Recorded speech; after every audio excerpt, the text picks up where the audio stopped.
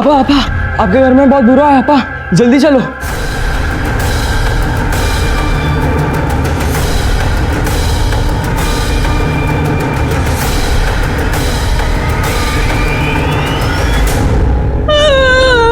कौन किया रे ऐसा?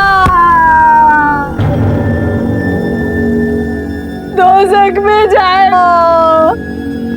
जिसने मेरी दुनिया उजाड़ी है, अल्लाह देखेगा उसको।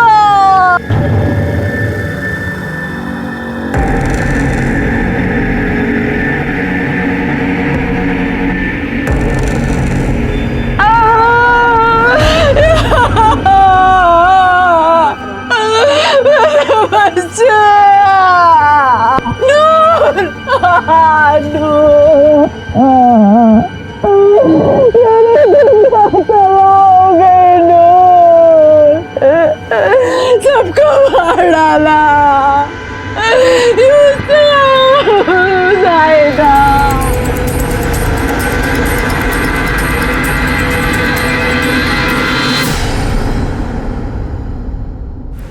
जन्म के साथ मिले रिश्तों के भी दायरे होते हैं, और जब ये अपने दायरे से बाहर निकलकर किसी दूसरे का हक मारते हैं या हावी होकर अपने आप को किसी दूसरे पर थोपते हैं, तो एक बेचैनी जन्म लेती है जो सन्नाटे की तरह बढ़ते हुए तूफान के आने का कारण बनती है। ऐसे में ये बेहद जरूरी है कि सबकी पहचान और नजरिए को जगह मिले, वरना सिर्फ अपने लिए जगह तलाशते ये रिश्ते गलत राह पर निकल पड़ते हैं और जिसके परिणाम बहुत भयावह होते हैं। और ऐसे ही रिश्तों में कश्मकश की दास्तां है हमारा आज का ये एपिसोड, जहां जुर्म कब कैसे किसकी शक्ल में दबे पांव आया कोई अनुमान तक नहीं लगा पाया। भिवंडी के धामनकर नाका की मंसूर चौल में सुबह बेहद मनहूस शक्ल लेकर आई थी, क्योंकि उसी चाल में रहने वाले मुख्तार बशीर के 2 बेटों और एक बेटी को किसी ने आधी रात में घर में घुसकर मौत के घाट उतार दिया था।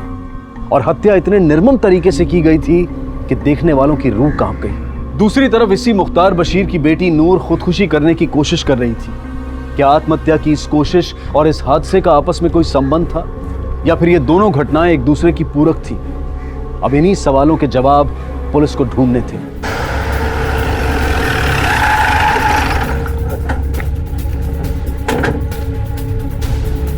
हटिए, जाइए, चलिए पीछे। क्या है ये सर? चलो यहाँ से, ज्यादा चलिए नीचे। खाली कराओ नहीं, हटाओ यहाँ से। चलिए जाइए यहाँ से प्लीज। किसी का क्या बिगाड़ा था उन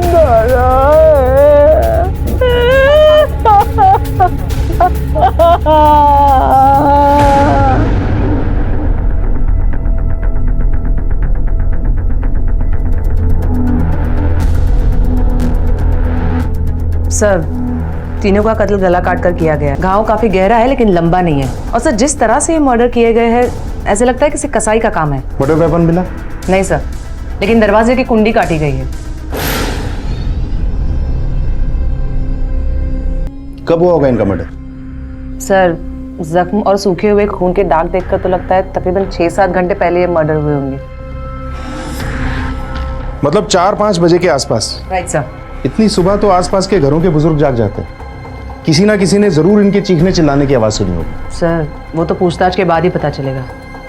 लेकिन सर, गला काटने के दौरान इनमें से कोई भी एक चिल्लाता तो बाकी 2 जाग जाते, मोहल्ले वाले जाग जाते और शायद ये हादसा होता ही ना।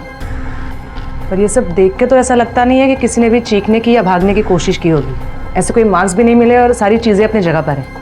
अजीब बात है, 3 लोगों को गला काटकर बेरहमी से मारा गया, लेकिन किसी ने भी खुद को बचाने के लिए स्ट्रगल नहीं किया और ना ही कोई मदद के लिए चिल्लाया।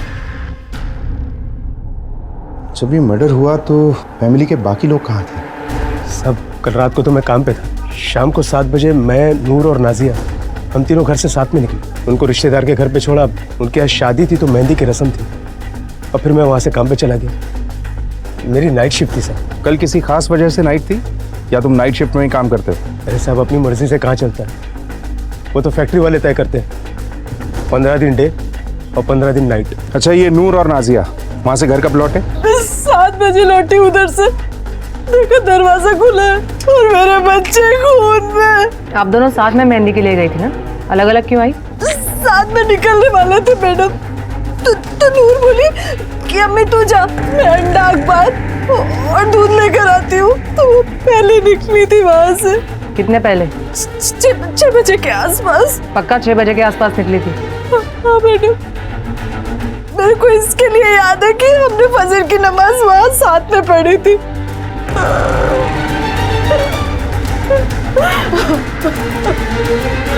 नूर, तुम देर से घर आई थी ना? तुम्हें पता था घर में कोई हादसा हुआ है? मुझे कुछ नहीं पता था। क्या लगता है तुम्हारे भाई बहनों के साथ ये किसने किया होगा? मुझे कुछ नहीं पता मैडम। जोशी, सर। मुख्तार की फैक्ट्री में इंक्वायरी करो, कल वो कितने बजे काम पर आया था और कब निकला। सर।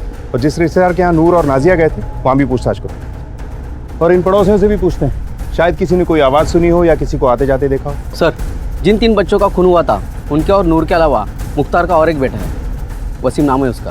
सर, ये वसीम कल रात से घर नहीं लौटा। कल का क्या है मैडम, अपन को तो जब भी कोई डिलीवरी देने का रहता है ना, अपन नाइट मारता है। अपन को आज ही एक बाइक का डिलीवरी देने का था तो अपन नाइट मारा कल। डिलीवरी इतनी इम्पोर्टेंट है कि तेरे भाई बहनों के साथ इतना बड़ा हादसा हुआ और तू घर नहीं पहुंचा? मैडम वो अपन के भाई लोग नहीं थे, वो अब्बू ने रिश्ता लाके थोपा अपन के ऊपर। मतलब? मैडम अब आप ही बताओ, 6 महीने पहले एक औरत को लाकर कहते हैं कि ये तेरी नई अम्मी है जिसके 3 बच्चे हैं, और मैडम ऐसे 2 मिनट में रिश्ते बन जाते हैं क्या? मैडम अपन मेहनत करके 4 पैसे कमा के खुश रहने वाला इंसान है, ऐसे चोर उचक के भाई लोग अपन कैसे कबूल करता? चोर उचक के मतलब? वो नई अम्मी का लड़का था ना, यूसुफ। क्या है बे? अरे भाई, ए भाई क्या हुआ क्या है?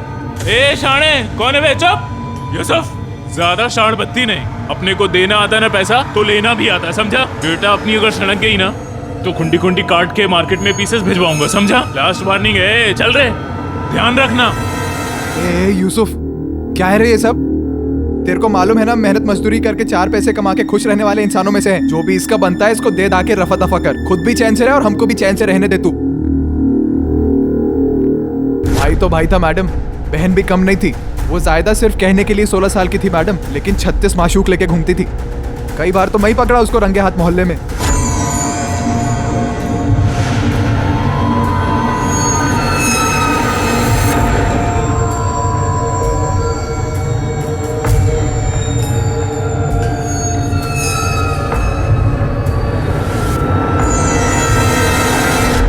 क्या तुम उन लड़कों को जानते हो जिन्होंने यूसुफ के साथ मारपीट की थी? नहीं मैडम, अपन जानता नहीं उन लोगों को। अपन बताया ना मैडम आपको, अपन की दुनिया गराज तक ही है। गराज के बाहर क्या चल रहा है अपन को मालूम ही नहीं पड़ता। और उस लड़के को जिसे तुमने अपने बहन के साथ देखा? मैडम वो जायदा अपन की बहन नहीं थी, और अपन देख नहीं पाया था वो बंदे को, अपन ने पीछे से देखा था उसको। साहब, मैं इसी खोली में रहता हूँ, लेकिन रात को किसी की चिकने की या कुंडी काटने की आवाज़ नहीं सुनी। 6 महीने पहले मुख्तार भाई के घर में बहुत सुकून था साहब।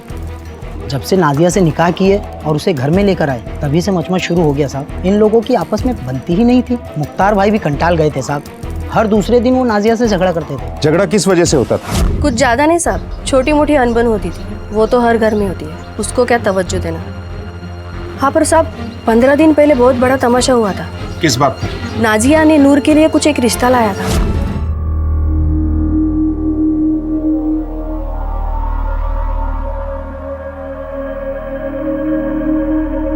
आपकी बेटी हमें पसंद है। अब ये बताइए कि निकाह कब पढ़वाना है? जितना जल्दी हो सके उतना। आप निकाह की तारीख निकलवाइए, मैं इसके अब्बू से बात करती। माशाअल्लाह।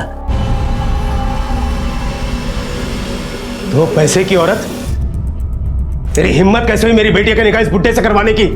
अपने जैसा सड़क छाप समझिए तू इसे। वसीम, अंदर लेके जा इसको। चल नूर।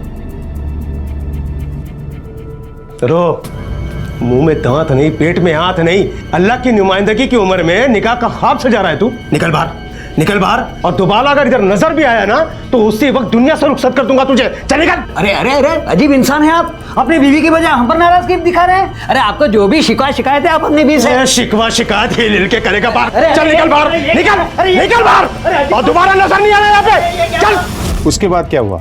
उसके बाद बहुत देर तक मुख्तार ने नाजिया को गाली गलौज और मारपीट किया साहब। आजू बाजू वाले लोग भी बहुत देर तक देख रहे थे। अभी मुफ्त का मजा देखने को मिले साहब तो कौन नहीं देखेगा। खबरदार, अपनी औकात में रहे। मैंने तुझसे निकाह इसके लिए नहीं किया कि तुम मेरे बच्चों की जिंदगी में खड्डा खोदेगी। कोई जरूरत नहीं उनका नसीब बनाने की।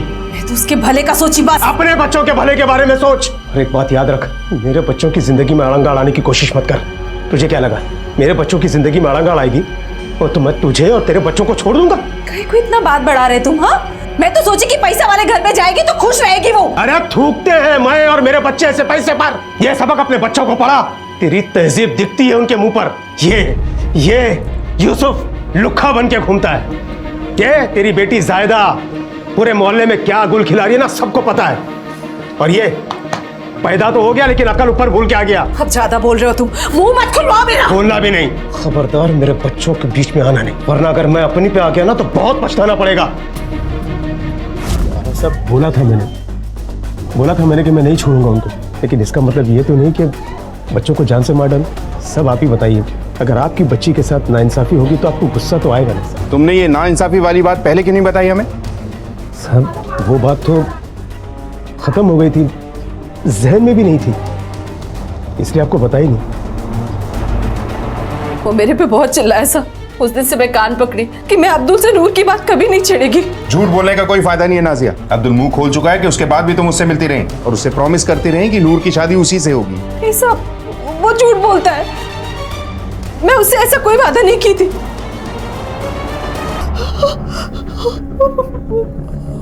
हाँ साहब, मैं वादा की थी उससे, लेकिन सिर्फ इसलिए कि वो दहेज नहीं ले रहा था, उल्टा मेहर की रकम में पैसा भी ज्यादा दे रहा था। मतलब तुम्हारा इरादा नूर को बेचने का था? नहीं साहब, मैं ऐसा कुछ नहीं सोची थी। बस मैं मेरे बच्चों को इस घर में जगह दिलाना चाहती थी और वसीम और नूर से फारिग होना चाहती थी। वसीम को ऐसे तो घर से नहीं निकाल सकती थी, पर नूर का निकाह कर देती तो घर छोड़कर चली जाती। बस मैं यही सोची थी साहब, और कुछ नहीं। नूर, तुम्हारी सौतेली अम्मी ने तुम्हारी मर्जी के खिलाफ तुम्हारी शादी एक बुजुर्ग से तय की थी, तुमने मना भी नहीं किया, क्यों? जब अब्बू ने नहीं अम्मी लाते वक्त नहीं पूछा था तो घर से भगाते वक्त कौन सा पूछते। लेकिन तुम्हारे अब्बू तो इस रिश्ते के खिलाफ थे और उन्होंने ये शादी होने भी नहीं दी। उस दिन शायद उनका ज़मीर जागा होगा, क्योंकि ये अम्मी और भाई बहन वाली मुसीबत वही घर लाए थे, तो निजात भी उन्हीं को दिलानी थी। नूर, कौन सी क्लास में पढ़ती हो तुम? क्या हुआ साहब? कुछ नहीं, बस ऐसे ही पूछताछ कर रहा था। आइसक्रीम खाओ।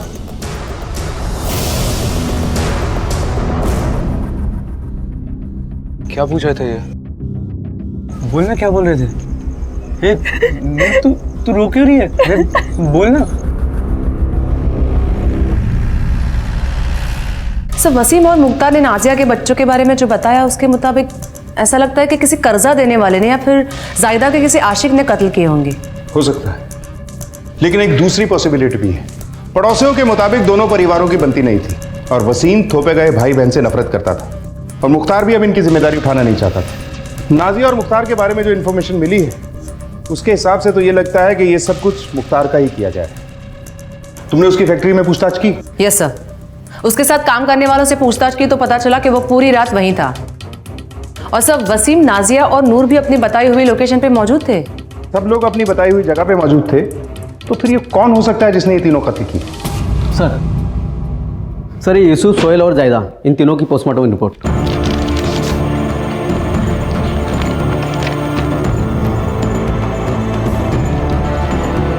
हमारा शक सही निकला। बकरा हलाल करने वाले तरीके से ही गले काटे गए। तीनों के पेट में बेहोशी की दवा मिली। यही वो कारण था कि ना तीनों में से कोई चिल्लाया, ना ही किसी ने बचाव के लिए हाथ पैर मारे। बेहोशी की हालत में उन्हें पता भी नहीं चला कि उनका गला काटा जा रहा है। Right sir. जोशी सर, इस एरिया में जितने भी कसाई हैं उन सब के नामों की लिस्ट चाहिए मुझे, और पता करो कि तीनों ने रात को खाया क्या था। Yes sir. पागल है क्या? मरना है तेरे को? पागल है क्या तू? देख, जो होना था ना वो हो गया। अल्लाह की मर्जी के आगे किसी की बात नहीं चलती है ना। और ये सब क्या कर रही है तू? उधर उन तीनों को दफनाया नहीं है, उनको मिट्टी नहीं दी है, और तू तू चिकन बना रही है। अब्बू ने कहा था। उन्हें कहा था? यूसुफ, सोहेल और जायदा ने रात को क्या खाया था? खाया क्या मैडम? खाना खाया था। वही पूछ रही हूँ, क्या खाया था? वो बिरयानी खाई थी। किससे मंगाई थी बिरयानी? तूने फिर उस गरीब नवाज वाले से बिरयानी मंगाई? मैंने कहा ना वो आदमी मुझे पसंद नहीं है। वो पैसे के लिए रुकता है, इसीलिए उधार मंगाती उससे। मना किया था ना मैं तुझे। तूने उसकी बिरयानी खिलाई ना उस गलीज आदमी की, उसी ने तेरे बच्चों की जान ली है। कुछ भी मत बोलो, अल्लाह से डरो। अरे ऊपर वाले ने जबान दी, इसका मतलब ये नहीं कि कुछ भी। अल्लाह का डर मुझे मत दिखा। उसने तेरे बच्चों की जान तो ले ली है, अब ये बता कि वो मुझे कब मारने वाला है? मुझे लगता है कि हमें इस केस को दोबारा से एक बार चेक करने की जरूरत है। बच्चों को बेहोशी की दवा वाली बिरयानी खिलाई गई, फिर कोई दरवाजे की कुंडी काटकर अंदर आया और तीनों के गले काट दिए। और जिस वक्त ये हादसा हुआ, फैमिली के बाकी लोग अपनी बताई हुई लोकेशन पर ही थे। जोशी, ये नाजिया जब भी कहीं बाहर जाती है तो गरीब नवाज होटल से बिरयानी मंगाती है। बोल, क्यों बेहोशी की दवाई मिलाई थी खाने में? क्यों मारा था नाजिया के बच्चों को? बोल। अपू ने कोई दवाई नहीं मिलाई मैडम, और अपू ने किसी को नहीं मारा मैडम। इतने बड़े डेगचे में मैडम बिरयानी बनती है, इसके अंदर अपन दवाई कैसे डालेगा? अपू ने तो मैडम पार्सल किया था, डिलीवरी तो अपन के लड़के करते हैं ना मैडम। उस लड़के का नाम क्या था जिसने डिलीवरी की थी? मैं ही उस दिन वो बिरयानी का पार्सल लेके गया था। उस घर के बाहर मैंने बिरयानी रखी और मैं वहां से निकल पड़ा। क्यों? बाहर रख के चले क्यों गए? किसी घर वाले के हाथ में क्यों नहीं दी? ऐसा ही चलता है मैडम, बहुत लोगों का डिलीवरी होता है ना, और कुछ लोग पैसा बाद में देता है, इसलिए वो मैं डिलीवरी का पार्सल घर के बाहर रख के वहां से चला जाता है। फिर जिसका वो पार्सल होता है वो ले लेता है। इसका मतलब है कि लड़के के बिरयानी रख के जाने के बाद किसी ने उसमें दवा मिलाई। मतलब कोई जानता था कि बिरयानी आने वाली है और डिलीवरी का तरीका भी। इसका मतलब ये कत्ल एक सोची समझी साजिश के तहत किए गए हैं। सर, ये काम इन्हीं चारों में से किसी एक का हो सकता है, मुख्तार, वसीम, नाजिया या नूर। और क्योंकि कत्ल के वक्त ये चारों लोग अपनी बताई हुई जगह पर मौजूद थे, इसलिए ये काम इन्होंने किया नहीं, शायद किसी से करवाया होगा। जोशी, ये जो किसी है ना, इसका पता लगाना हमारे लिए बहुत जरूरी है। Right sir. पता करो कि ये नाजिया इससे पहले कहाँ रहती थी, क्या करती थी और उसने मुख्तार से शादी क्यों की। सर, एक इन्फॉर्मेशन मिली है। क्या? सर, पूछताछ से ये पता चला कि मुख्तार भी बकरा काटता है। हकीका का बकरा काटने को लोग उसको ही बुलाते। हकीका मतलब? हकीका एक रस्म होती है जोशी, बच्चा पैदा होने के चौथे दिन हकीका किया जाता है।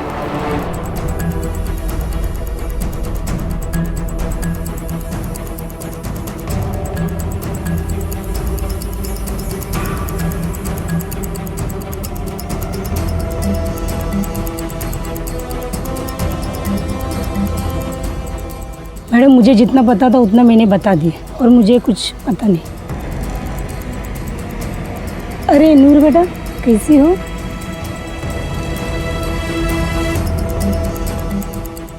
ये पहले से ऐसी गुमसुम थी या हादसे के बाद ऐसी हुई है? नहीं मैडम, ये हादसे के कुछ दिन पहले से ऐसी हुई। तो पहले तो बहुत खुश रहती थी, मुस्कुराती थी, मस्ती करती थी, लेकिन पता नहीं कुछ दिनों से इसे क्या हो गया, गुमसुम से रहने लगी है। तुम और मुख्तार फैक्ट्री में एक ही शिफ्ट में काम करते हो ना? जी साहब। परसों रात जब उसके घर में हादसा हुआ, वो यहीं था तुम्हारे साथ? हाँ साहब, वो यही था। पूरा टाइम तुम्हारे सामने था? हाँ साहब, पर सुबह जब उसके घर से कॉल आया तो वो रोने लगा और फिर घर चला गया। तुम्हें अच्छी तरह याद है इस बीच वो कहीं नहीं गया था, यहीं था? हाँ साहब, वैसे हम लोग बाथरूम जाते रहते हैं, लेकिन उस रात उसका पेट खराब था। पूरे टाइम में कम से कम 7-8 बार तो गया होगा वो बाथरूम में। उस रात तो वो फैक्ट्री से ज्यादा बाथरूम में ही था साहब। यहाँ बाथरूम का है? आइए साहब, मैं दिखा देता हूँ। ये इधर बाथरूम है साहब।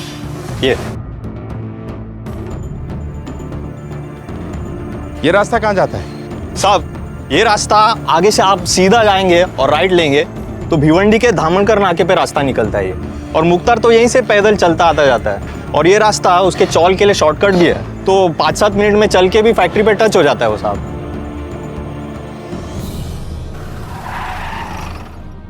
सर, ये नाजिया इससे पहले भिवंडी के निजामपुरा एरिया में रहती थी और अकेली औरत तीनों बच्चों की जिम्मेदारी उठाती थी। यूसुफ तो पहले से निकम्मा था, बड़ा बेटा होने के बावजूद भी उसका खर्चा नाजिया ही उठाती थी। और सब वो मुख्तार को पहले से ही जानती थी, जिम्मेदार है, बाल बच्चों वाला है, सोच के शादी कर ली, बस यही उसका पास्ट है। और सर, उसके प्रेजेंट के बारे में एक बात पता चली है। उस गरीब नवाज बिरयानी वाले के आसपास हमने पूछताछ की तो पता चला कि मैडम, एक गरीब नवाज बिरयानी वाला है, इसका है ना नाजिया के साथ मजबूत चक्कर चल रहा है। जैसे ही इसका पति मुख्तार फैक्ट्री के लिए जाता है वैसे ही आ जाती इधर इसे नील मटक्का करने। मैडम ये आदमी बहुत चैप्टर है, 1 महीने से ज़्यादा किसी को उधारी रखता नहीं है मैडम, लेकिन पता नहीं नाजिया से पैसा लेता भी है या नहीं। खुदा की कसम साहब, अपन का उससे कोई वास्ता नहीं है। कैसे मान ले कि तेरा उससे कोई वास्ता नहीं है? तेरी उधारी की नोटबुक देखी है, पिछले 8 महीने में 1 पैसा नहीं लिया तूने नाजिया से। क्यों? कोई खैरात वैरात बांट रहा है क्या? साहब वो अपन का नाजिया से कुछ नहीं है साहब। हाँ साहब, अपन उसको लाइन वाइन मारता था साहब, वो पलट के अपन को कुछ नहीं बोलती थी, और साहब कभी कभी इधर उधर हाथ भी लगाता था तो वो मुस्कुराती थी साहब। मेरे को लगा साहब एक बारी नाजिया झांसे में आ जाएगी और उसके बाद मैं उससे पूरा पैसा वसूल कर लूंगा साहब। और जब हिसाब चुकता नहीं कर पाया तो तूने बदला लेने के लिए नाजिया के बच्चों को मार डाला। और तेरे अकेले की प्लानिंग थी या नाजिया भी शामिल है इसमें? साहब अपन धंधे की कसम खा के कहता है, अपन ने कुछ नहीं किया साहब, अपन बीवी बच्चे वाला आदमी है साहब। उस दिन साहब मैं अपने दोस्तों के साथ वीडियो पार्लर में पिक्चर देख रहा था साहब। अगर आपको यकीन नहीं है तो आप वीडियो पार्लर वाले आदमी से पूछ सकते हैं साहब।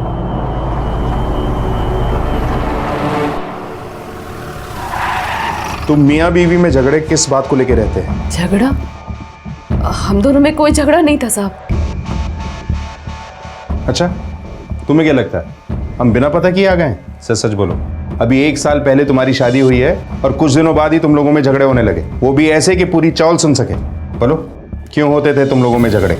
साहब मेरा मियाँ हमेशा मेरे से गुस्सा ही रहता था। किस बात का गुस्सा? मेरे बच्चों की वजह से। वो उससे निकाह करने में आनाकानी कर रहा था, तो मैं उससे निकाह के वक्त वादा की कि मैं मेरे 3 बच्चों को गाजियाबाद भेज दूंगी, पर मैं भेज ना पाई साहब। माँ हूँ, कैसे अपने बच्चों को अपने से दूर करती। इसी वजह से वो हमेशा मेरे से मचमच करता था, फूटी आंख निभाते थे मेरे बच्चों से, आंखों में चुपते थे। यही वजह थी झगड़े की। जोशी सर, इस मुख्तार का टाइम पूरा हो गया, उठवा लो इसे फैक्ट्री से। Yes sir.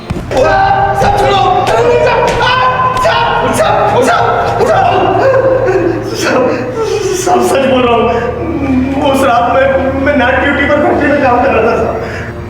जहाँ से बाथरूम जाने के बहाने तुम कई बार गायब हुए थे। असल में तुम उन तीनों को पसंद ही नहीं करते थे और इसलिए उनसे पीछा छुड़ाने के लिए तुमने उन्हें मार डाला, वो भी गला काट के, जिसमें तुम माहिर हो। मैं गायब नहीं हुआ था, उस दिन सचमुच मेरा पेट खराब था। सब ये मानता हूँ मैं कि उन तीनों को मैं पसंद नहीं करता, लेकिन मैंने उनको नहीं मारा, सच बोल रहा हूँ साहब। जोशी सब मैं सच बोल रहा हूँ साहब। सब भी अरे जोशी छोड़ दो इसे। सर? जोशी फिलहाल इसके खिलाफ हमारे पास सबूत नहीं है, लेकिन मिल सकता है, जिसके लिए इसे छोड़ना जरूरी है। नजर रखो इस पे, एक कांस्टेबल लगा दो इसके पीछे। Yes sir. मुख्तार, वसीम, नाजिया और नूर, इन चारों पे शक के सिवाय हमारे हाथ कुछ नहीं लगा, पर मुझे पूरी उम्मीद है इस केस में लीड हमें इन्हीं के घर से मिलने वाली है। जोशी सर। यूसुफ, सुहेल और जाहिदा, इन तीनों के सामान की तलाशी लेनी पड़ेगी। हिस्ट्री निकालो इनकी। सर पड़ोसियों से पूछताछ के दौरान ये पता चला है मुख्तार की बेटी नूर पहले से ऐसी नहीं थी सर, अभी कुछ दिनों से ही सहमे सहमे रहने लगी है और पड़ोसियों का मानना है कि उसके साथ शायद कुछ हुआ है।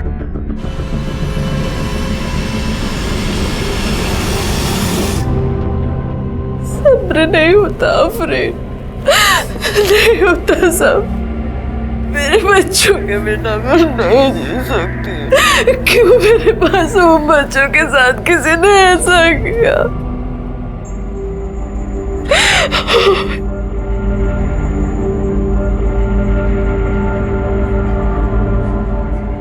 ए नूर उठ। अरे तेरे को कितनी बार बोला रे दिन में नहीं सोने का, मनुष्यत मत फैला घर में, चल उठ। ए सोतली उठ, उठ ना।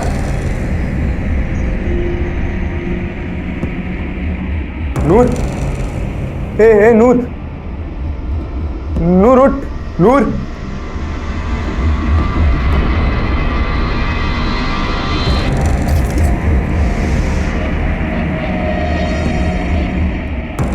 नूर, ए नूर आंखें खोल, नूर उठ। क्या किया तूने? ए नूर, नूर आंखें खोल। ये सब कैसे हुआ? सब वो नूर ने नींद की गोलियां खा ली थी, ये मिला उसके बगल से। अच्छा, नूर ने जब ये गोलियां खाई तुम घर ही पे थे? नहीं साहब, मैं घर पे नहीं था, पर जैसे ही आया ना तो वो गोलियां खा के सोई हुई थी। मैं उसको उठाया तो देखा मैं। नूर ने ये आत्महत्या करने की कोशिश क्यों की? नहीं मालूम साहब। इन दिनों कुछ ऐसा था जिसकी वजह से नूर मायूस हो? मतलब कोई अफेयर, किसी से कोई प्यार मोहब्बत का चक्कर? नहीं साहब, नूर मेरी बहन है। नाजिया की औलाद नहीं है जो ये सब काम करेगी। जबान संभाल के बात कर। खबरदार जो मेरी बेटी को कुछ कहा तो मैं जानती कि तेरा खानदान कितना पाक और साफ है। मेरे खानदान पे जाएगी तू? मेरे खानदान पे जाएगी? ये मासूम बनने का नाटक मेरे सामने मत कर। सबको पता है कि तेरी बेटी क्या करती है, मुंह मारती फिरती है पूरे मोहल्ले में। पूरे खानदान के मुंह में गटर है, जब भी मुंह खोलेगा बास मारता है। शिशु तेरे बगल में बैठे हैं, इनके कारण से तेरे अंदर इतनी हिम्मत आ रही है ना, वरना बता देता तेरे को अभी। चुप! ये हॉस्पिटल है, तुम लोगों की चौल नहीं। बैठो चुपचाप।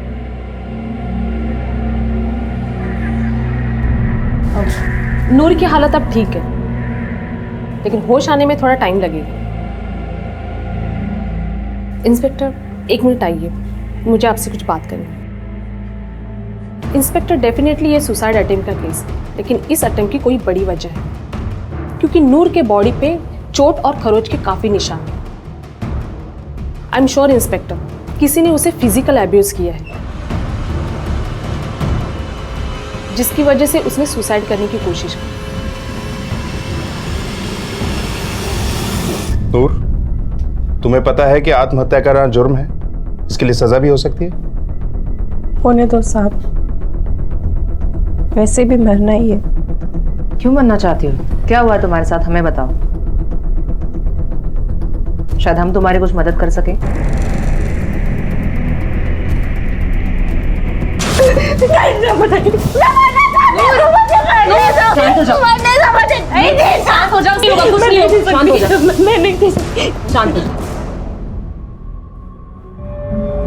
डॉक्टर को बुलाओ।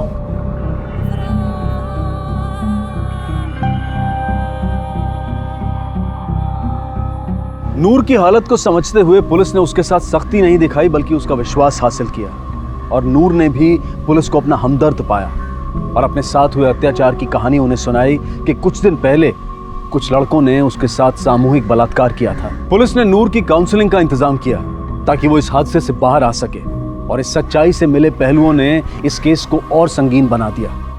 एक ही घर में 2 बड़े अपराध हुए थे। क्या यह सिर्फ एक संयोग था या कोई साजिश? क्या दोनों अपराध एक दूसरे से जुड़े हुए थे? सर, एक ही घर के सदस्यों के साथ 4 दिन के अंदर 1 रेप और 3 कत्ल हुए हैं। मुझे लगता है ये सिर्फ एक इत्तेफाक नहीं, बल्कि दोनों हाथ से एक दूसरे से जुड़े हुए हो सकते हैं। हो सकता है। जोशी, जिस एरिया में नूर के साथ रेप हुआ था वहां छानबीन करो। Yes sir. पॉसिबल है हमारे हाथ में कोई सबूत या कोई गवाह लगे। जैसे ये बलात्कारी हमारे हाथ आएंगे, कातिल तक पहुंचना आसान हो जाएगा। तब तक मैं इस मुख्तार से दोबारा से पूछताछ करता हूं। देखो, अंदर चेक करो। क्या साहब? हाँ, कुछ नहीं है उसमें। मरे हुए बच्चों के सामान में क्या मिलेगा साहब आप लोगों को? अरे अरे क्यों गिरा रहे हैं सब? हाँ, बाहर निकालो सब। अल्लाह का कुछ तो खौफ करो। अरे बोलो ना तुम कुछ।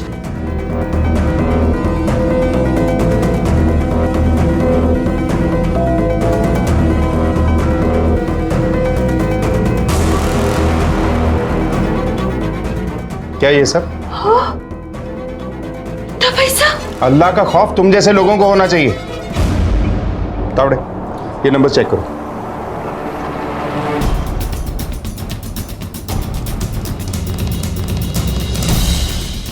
जी हाँ मैडम, पिछले लगभग 15 दिन से कुछ लड़के एक लड़की के पीछे हाथ धोके पड़े थे। ध्यान से देखिए, ये है वो लड़की? हाँ मैडम, यही है वो लड़की।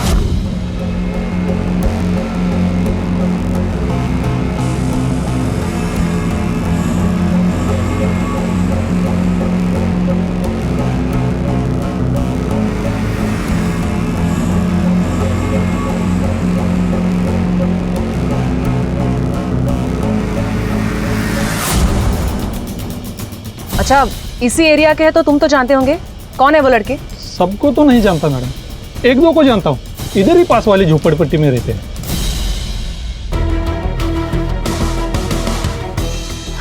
चेक करो इसमें। क्या मिलेगा उसमें साहब?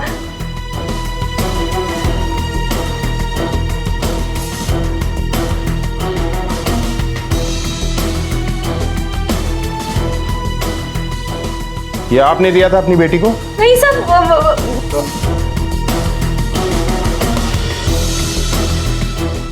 पहचानते हैं आप लोग इसे? ये तो मेरा छोटा भाई है। मेरे को बात सुनाते ना तुम लोग। देखो कितने बेगैरत निकले ये लोग।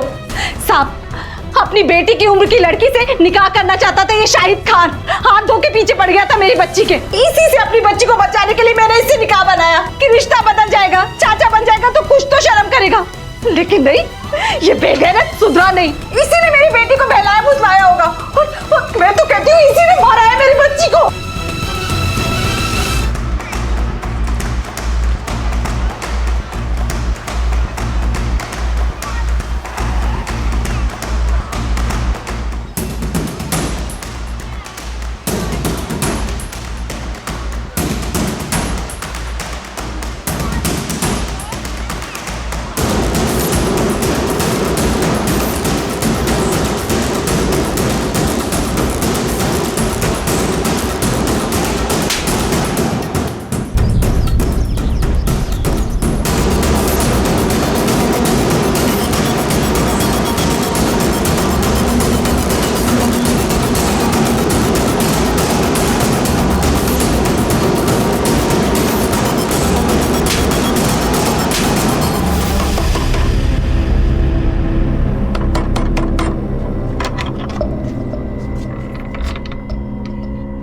क्या हुआ साहब? तलाशी लो।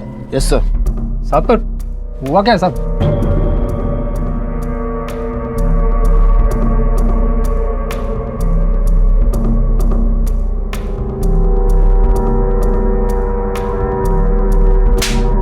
मुझे क्यों मार रहे हैं साहब? क्या किया मैं? तेरी खुमारी उतारने के लिए 16 साल की नाबालिग लड़की से शादी करना चाहता था और जब उसने तेरी बात नहीं मानी उसको मार डाला तूने। ये क्या बोल रहे हैं साहब? मैं क्यों मारूंगा जाहिदा को? साहब मैं तो दिल से चाहता था उसको।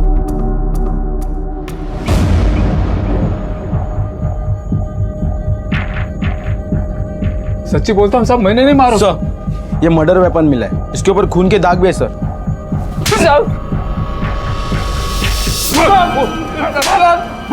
बोल नहीं तो कुछ भी बोलने के लायक नहीं छोड़ूंगा। साहब मैं सच्ची बोल रहा हूँ साहब, मैंने ऐसा कुछ नहीं किया साहब। मैं काय को मारूंगा जाहिदा को साहब? क्योंकि तू जाहिदा से शादी करना चाहता था और नाजिया ने तेरे भाई मुख्तार से शादी करके तेरा प्लान चौपट कर दिया और बदला लेने के लिए तूने नाजिया के बच्चों का खून कर दिया।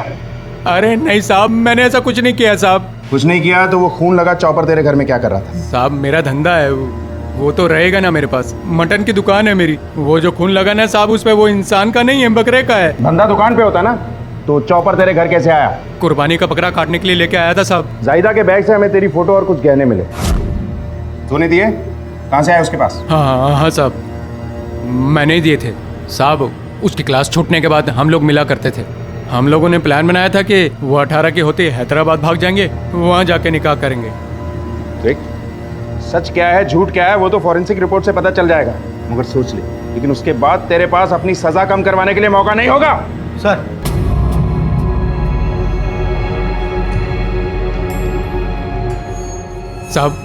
साहब मैंने कुछ नहीं किया साहब मुझे छोड़ दो साहब, मैंने कुछ नहीं किया है साहब।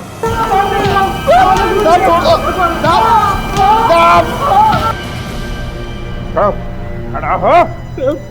तुम क्या? साहब हम लोगों ने किसी का रेप नहीं किया साहब। क्यों किया? क्यों किया? नहीं साहब, आपको कौन झूठ बोला साहब? झूठ बोला? झूठ बोला?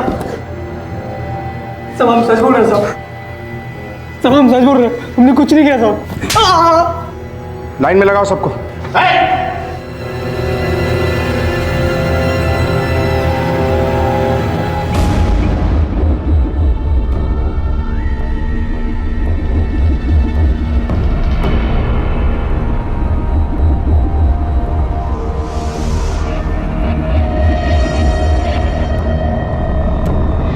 मेरी जिंदगी बर्बाद कर दी तुम लोगों ने।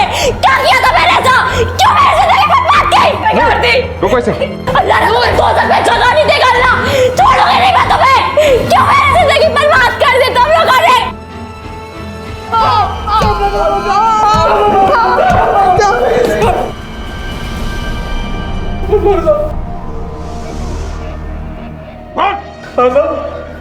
हम लोगों ने उस लड़की का रेप किया था साहब, लेकिन साहब अपने मन से नहीं किया था साहब, किसी और के कहने पे किया था साहब। किसके कहने पे?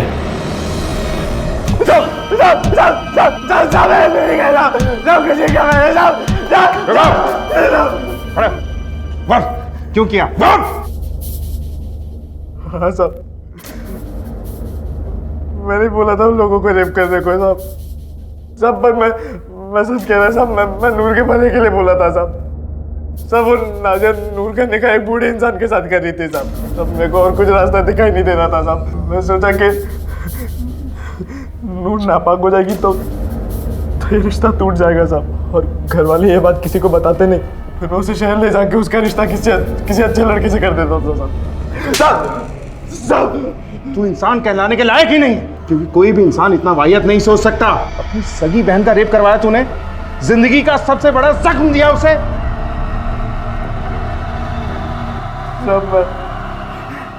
मैं तो सिर्फ एक रात का दर्द दिलवाया था उसको साहब, लेकिन अगर वो बूढ़े इंसान से उसकी शादी हो जाती थी ना साहब, तो जिंदगी भर वो यही दर्द में जीती थी साहब।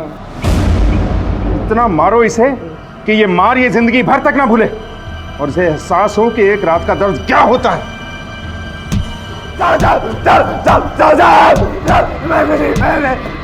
नूर के साथ हुए बलात्कार का सच इंसानियत को शर्मसार करने वाला था, जिससे साफ पता चलता था कि वसीम की मानसिक स्थिति ठीक नहीं थी। इसका जिम्मेदार मुख्तार भी था। उसने सिर्फ बाप होने के नाते अपने फैसले अपने बच्चों पर थोप दिए थे और उन्हें असुरक्षा की भावना के हवाले कर दिया, जिसने वसीम को जानवर बनाया और नूर को जिंदगी भर का दुख दे दिया। दूसरी तरफ शाहिद के चौपर पर लगा खून बकरे का ही साबित हुआ, और ये सवाल फिर से जीरो से शुरू हुआ कि आखिर ये कत्ल किसने किए। संदिग्ध कई थे, लेकिन सबूत एक भी नहीं था। सर, आपका शक सही निकला। उस रात ये तीनों मुख्तार के घर के आसपास ही थे।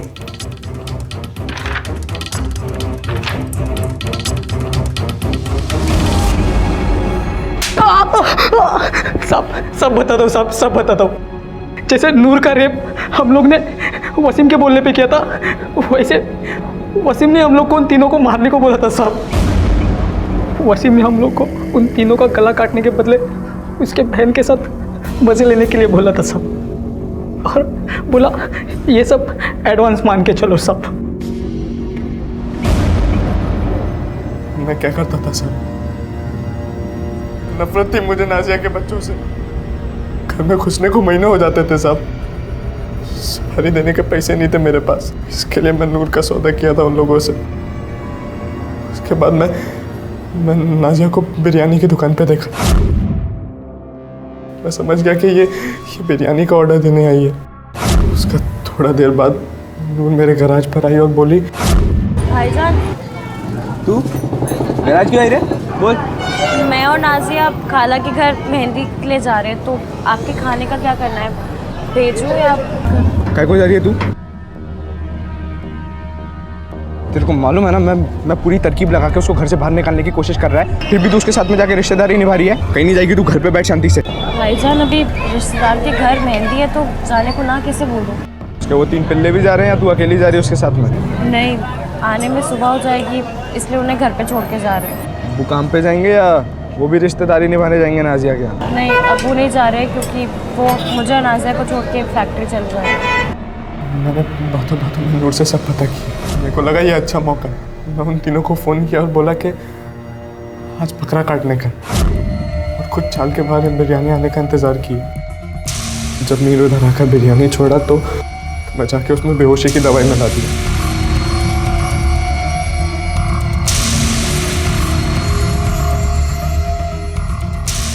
और भागा उधर से।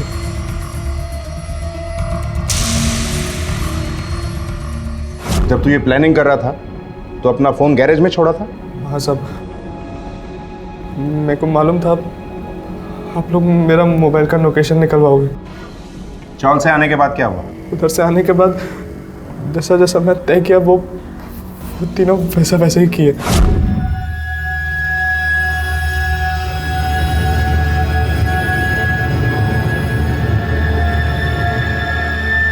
दरवाजे का कुंडी काटा, अंदर घुस के एक का गला काट के मार दिया उनको। साहब मैं खूनी नहीं है साहब। साहब मैं सच कह रहा हूँ, मेरी फितरत नहीं है साहब ये सब। साहब वो तो अपुन के घर में अपुन का हक मरता देख के खून खोलता था अपुन का साहब। अपनी बहन का रेप करवाते वक्त खून नहीं खोला था तेरा? तेरे सारे गंदे जुनून शांत करने के लिए तुझे तेरी सही जगह पे भेज रहे हैं हम, जहां पर तेरे को अपनी फितरत परखने का पूरा मौका मिलेगा। साहब साहब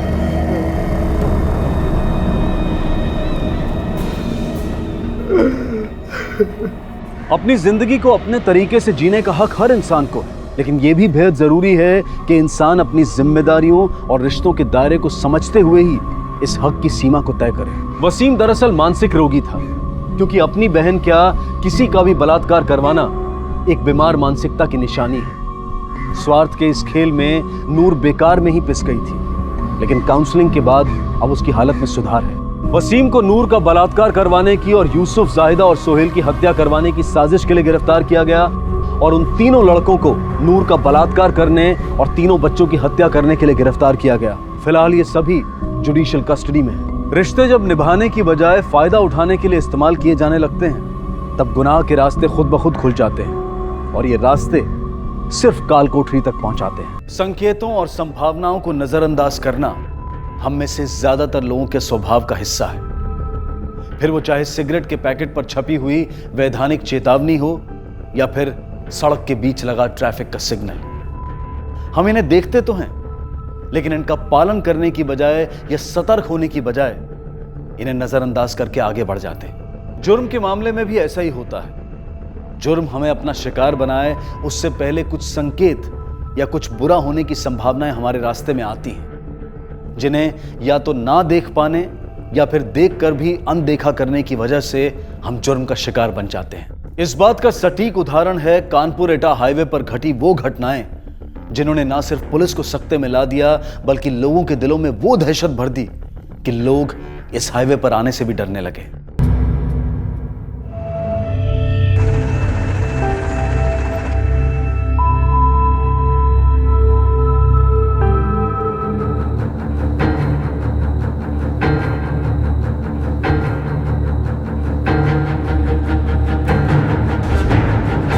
अरे उस्ताद, कुछ गड़बड़ लग रहा है उस्ताद।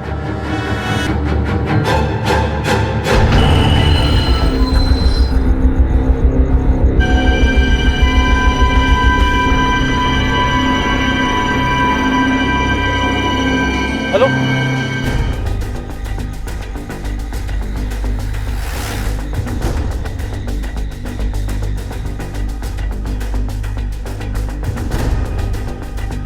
सर, इसके जेब में ना तो कोई आईडी है और ना ही कोई ऐसी दूसरी चीज जिससे कि इसकी पहचान की जा सके। लेकिन इसने जो शर्ट पहन रखी है उस पर टेलर का लेबल लगा हुआ है, किशोर टेलर। एक काम करो, बस की सवारियों से भी अच्छी तरह से पूछताछ करो, हो सकता है कोई इन्फॉर्मेशन मिले। Okay sir. तुमने तो ये हादसा होते हुए देखा था, उन कातिलों का चेहरा भी देखा होगा तुम लोगों ने। उन लोगों को तुम पहचान सकते हो? साहब, हम थोड़ी दूरी पर थे और अंधेरा काफी था, तो पहचान तो नहीं सकते, लेकिन हाँ साहब, 3 लोग थे। आशीष सर, एक काम करो, इसकी फोटोग्राफ्स निकलवाओ और आसपास के थाने में सर्कुलेट करो, क्योंकि इसके पास ना तो कोई सामान मिला है ना कोई लगेज। हो सकता है ये आसपास के किसी गांव का ही रहने वाला हो। जी सर। कानपुर एटा हाईवे पर 3 लोगों द्वारा बीच सड़क में एक व्यक्ति की चाकुओं से गोदकर हत्या कर दी गई थी।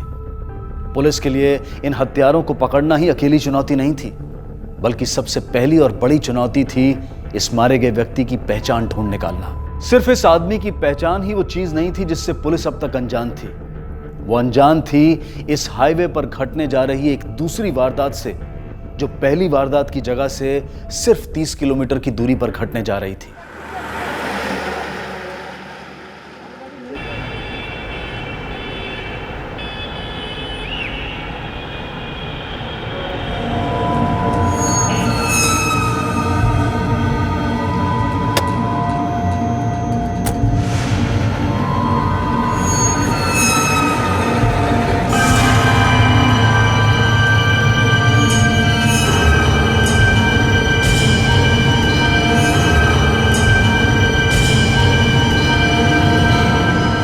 Hello police.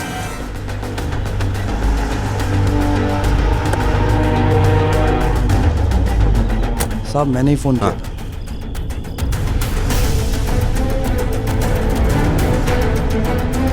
तुषार, ये तो मर चुका है। एक काम करो, बॉडी को पोस्टमार्टम भेजने का इंतजाम करो और आसपास की जगह अच्छी तरह से छान मारो। चलो। कुछ मिला? सर ये गाड़ी रहमत अली के नाम की है, ये देखिए इसके घर का एड्रेस। एक काम करो, इसके घर वालों को इत्तला करो। यस। और तुम्हें कैसे पता चला? साहब मैं तो टैक्सी ड्राइवर इधर ही रेलवे स्टेशन पे खड़ा होता हूँ। आज कोई सवारी नहीं मिली तो सोचा घर चला जाऊँ।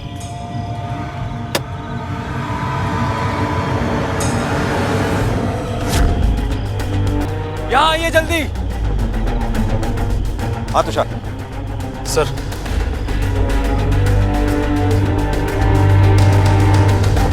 ये तो जिंदा है, फौरन एम्बुलेंस बुलाओ। सर। सर इधर देखिए।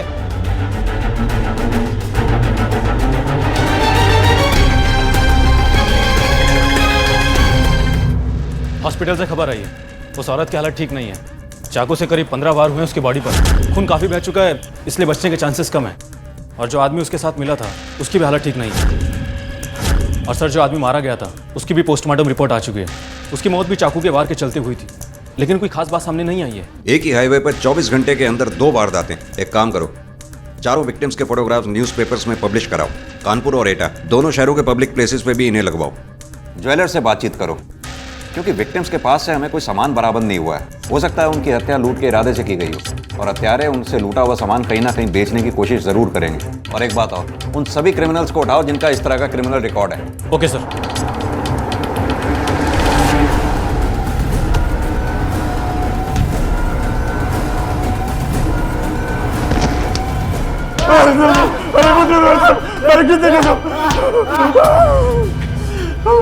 सीधी तरह से बताइए काम किसने किया है, वरना एक भी हड्डी साबुत नहीं बचेगी। बोलो। हमने साहब कुछ नहीं किया साहब, सच बोल रहा हूँ साहब। हमें तो पता भी नहीं साहब, चाहिए तो आप किसी से भी पता कर लो। ये लोग ऐसे नहीं मानेंगे, करो इनकी खातिरदारी।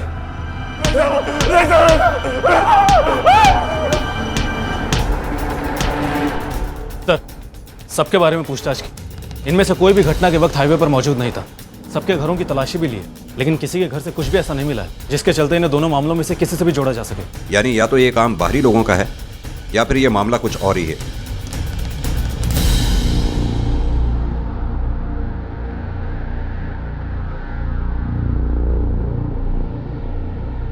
हम बहुत गरीब लोग हैं और हमारे पति कानपुर टैक्सी स्टैंड पर टैक्सी लगाते थे और वहीं से एटा, अलीगढ़ और लखनऊ के लिए सवारियां लेके जाते थे। वो तो लौट के आने वाले थे, उनका फोन भी नहीं आया। यानी तुम्हें नहीं पता कि तुम्हारे पति किस पैसेंजर को कहां लेकर गए थे? हम कुछ भी नहीं जानते इस बारे में। तुषार चलो।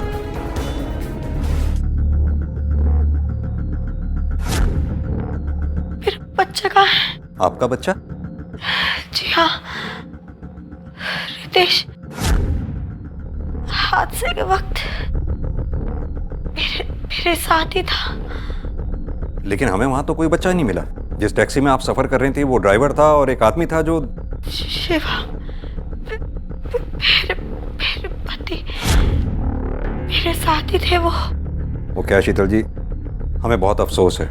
हम जब तक वहां पहुंचे वो दम तोड़ चुके थे। नहीं, ऐसा नहीं हो सकता। देखिए शीतल जी, आपको हमारी मदद करनी होगी। हो सकता है इस वक्त आपका बच्चा हमलावरों के पास हो। उसकी मदद हम तभी कर पाएंगे जब आप हमें कुछ बताएंगे। वो लोग कौन थे, ये सब कैसे हुआ, कितने लोग थे? सर, मेरे पति शिवम और बेटे रितेश के साथ एटा जा रही थी। खाना अच्छा था ना? हाँ। मुझे बहुत जोर से सुसु आई है। अरे भैया जी, जरा गाड़ी साइड में लीजिए ना। भाई साहब रात है, आगे 2 किलोमीटर पे ढाबा है, वही रोकते हैं। अरे भैया जी समझा करो, बच्चा है। ठीक है।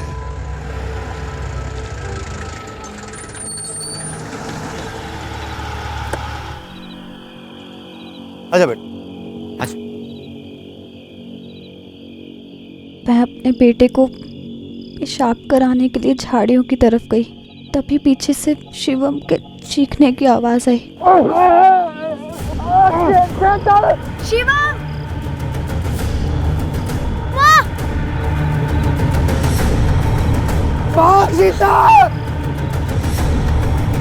प्लीज मेरे बच्चे को बचा लीजिए। किसी का चेहरा देखा आपने? नहीं सर, वहाँ बहुत अंधेरा था। उससे पूरे चेहरे पर गमछा बांधा हुआ था। मेरे बच्चे को बचा लीजिए। आप हम पर भरोसा रखिए, हम अपनी पूरी कोशिश करेंगे, आप चिंता ना करें।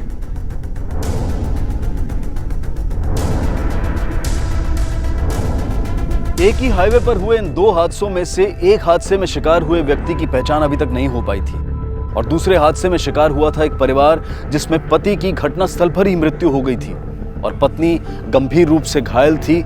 इस महिला का नाम शीतल था और इसने अपने बयान में पुलिस को बताया था कि जब ये घटना घटी थी तब उस वक्त टैक्सी में उनके साथ उनका 8 साल का बेटा रितेश भी मौजूद था। लेकिन पुलिस को घटनास्थल पर ना तो वो बच्चा मिला था और ना ही उसकी बॉडी। क्या एक ही हाईवे पर एक दूसरे से कुछ ही दूरी पर और थोड़े ही वक्त के अंतर में हुए इन दोनों मामलों का आपस में कोई संबंध था? इन सवालों का जवाब ढूंढने के लिए पुलिस ने उस इलाके में सक्रिय सभी मुजरिमों और हिस्ट्री शीटर से कड़ी पूछताछ की, लेकिन उन्हें कोई जवाब नहीं मिला। कुल मिलाकर इस मामले में सफलता अभी कोसों दूर थी।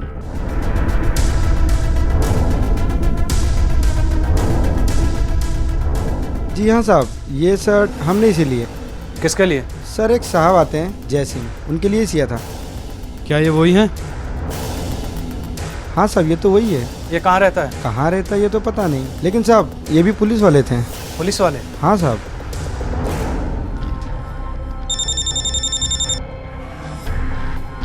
हेलो, ठीक है सर। वो बस ड्राइवर ने जिस आदमी का हाईवे पर मर्डर देखा वो शायद झुंझर का रहने वाला है। झुंझर में? हाँ सर, एटा से करीब 40 किलोमीटर की दूरी पर ये गांव है। एक बात और सर, जिस आदमी की वो शर्ट थी उसका पता चल गया, एक पुलिस वाला था। पुलिस वाला? सर, हेडक्वार्टर से ये फैक्स आया है। जयसिंह, सब इंस्पेक्टर एटा पुलिस। घटना वाले दिन से बिना किसी को इत्तला किए गायब है। उसके घर वालों को भी उसके बारे में कोई जानकारी नहीं।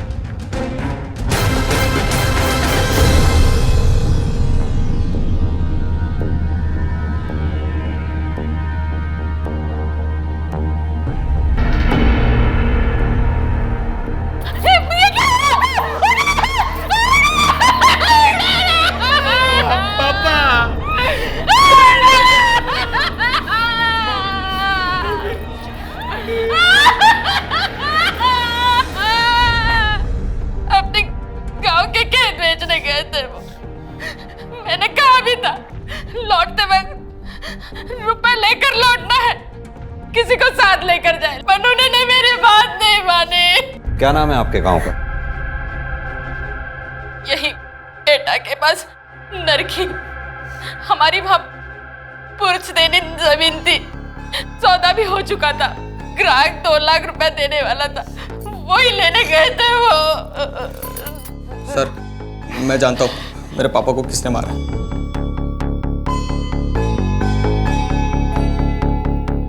किसी पे शक है तुम्हें? शक नहीं है सर, पूरा विश्वास है। मेरे चाचा ने मेरे पापा को मारा है। वो तो पहले ही अपने हिस्से की जमीन बेचकर खा चुके थे और उनकी नजर अब मेरे पापा के हिस्से पर थी। चाचा ने पूरी कोशिश की कि पापा को ग्राहक ना मिले, लेकिन पापा को एक ग्राहक मिला था। इसी वजह से चाचा बहुत चिढ़ चुके थे।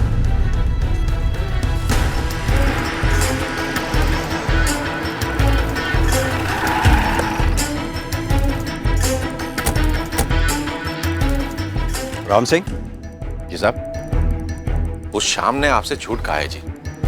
मेरा मेरे भाई जयसिंह से झगड़ा हुआ था, बोलचाल भी बंद थी, पर उसका कारण जमीन नहीं थी, उसका कारण उसका बेटा श्याम था।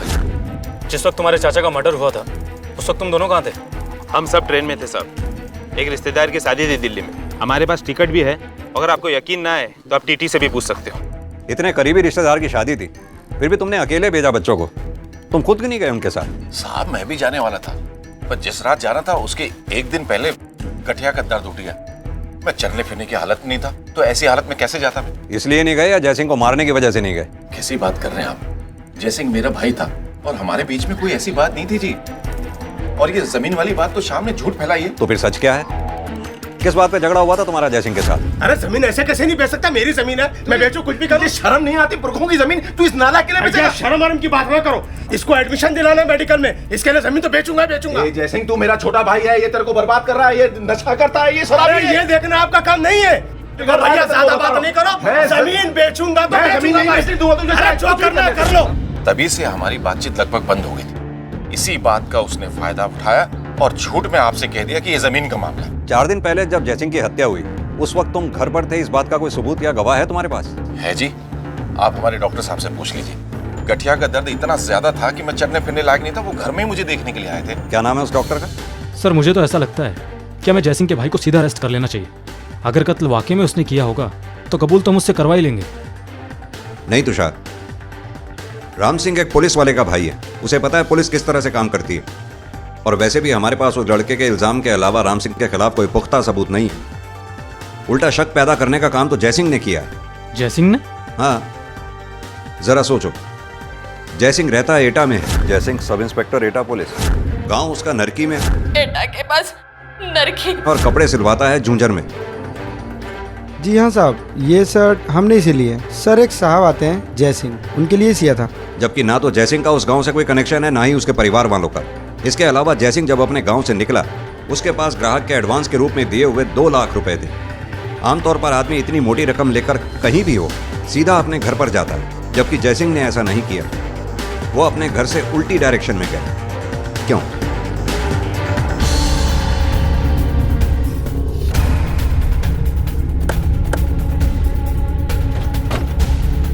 अरे इधर आओ सब लोग। आज से 4 दिन पहले इस आदमी ने यहाँ से टैक्सी ली थी, पहचानते हो उसे? नहीं सर, मैंने तो इसे नहीं देखा। साहब इसे देखा तो है, ये गणपत की गाड़ी में गया था साहब। कहाँ मिलेगा ये गणपत? मैं गणपत हूँ साहब। क्या हुआ साहब? इस आदमी को पहचानते हो? जी साहब, 4 दिन पहले यहीं से लेकर गया था मैं इसे अपनी गाड़ी में। लेकिन बात क्या है साहब? इस आदमी का खून हो गया है 4 दिन पहले। इसे तुम कैसे मिले थे, कहाँ लेकर गए थे, सब जानना है हमें। जी साहब, मैं 4 दिन पहले यहीं से लेकर निकला था उनको अपनी गाड़ी में। एक काम करो, गाड़ी को यहीं साइड में रोक दो, मैं इधर ही उतर जाता हूँ, पास में ही जाना है। अरे साहब मैं छोड़ता हूँ ना। कोई बात नहीं, ये ले। अरे साहब मैं छोड़ देता हूँ ना। नहीं कोई बात नहीं, चलिए। वो जहाँ जाना चाहता था उससे बहुत पहले उतर गया था साहब। ठीक है, लेकर चलो मैं जहाँ उसे छोड़ा था। जी साहब।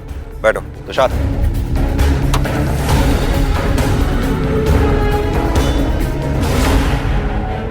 ठीक इसी जगह छोड़ा था मैंने उन्हें साहब। उसके बाद तुमने क्या किया? साहब यहाँ से कानपुर स्टेशन पास में है साहब, मैं वहाँ चला गया और स्टेशन के बाहर सवारी का इंतजार करने लगा साहब। ठीक है, अपनी स्टेटमेंट थाने आकर दर्ज करवा देना। जी साहब। बिठाओ गाड़ी में। तुषार, जयसिंह को इसने 5:30 बजे यहाँ उतारा। उसकी मौत हुई 9 बजे के आसपास। 3 घंटे वो कहाँ रहा? 1 मिनट सर। हेलो। ठीक है सर, हॉस्पिटल से फ़ोन था, उस ड्राइवर रहमत को होश आ गया। चलो।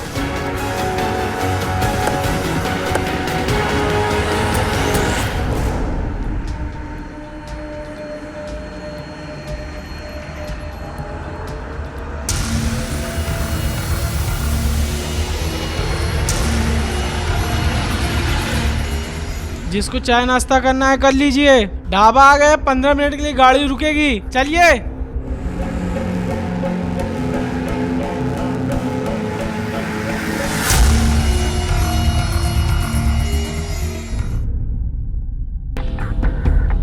क्या हुआ था उस दिन?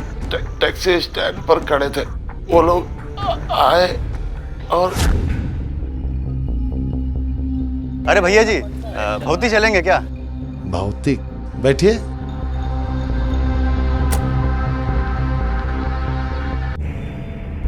खाना अच्छा था ना?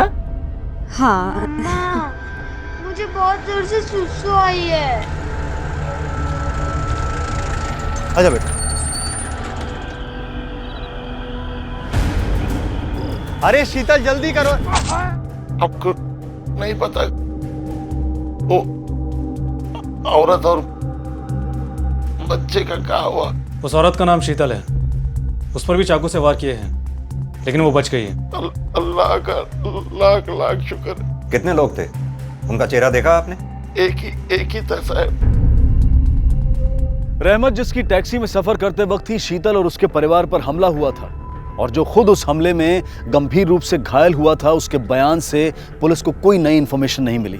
रितेश अब भी गायब था। पुलिस को अब तक उसके बारे में कोई इंफॉर्मेशन नहीं मिली थी, लेकिन एक अनजान शख्स था जो इस बच्चे रितेश को साथ लेकर घूम रहा था। पर ना तो इस शख्स ने अब तक रितेश के बदले में फिरौती की कोई मांग की थी और ना ही उसका ऐसा करने का कोई इरादा दिखाई दे रहा था। यह शख्स रितेश के साथ क्या करने वाला था या क्या करना चाहता था, यह कहना बहुत मुश्किल था। रितेश मेरा बच्चा कहाँ है तू? वापस आ जा रितेश।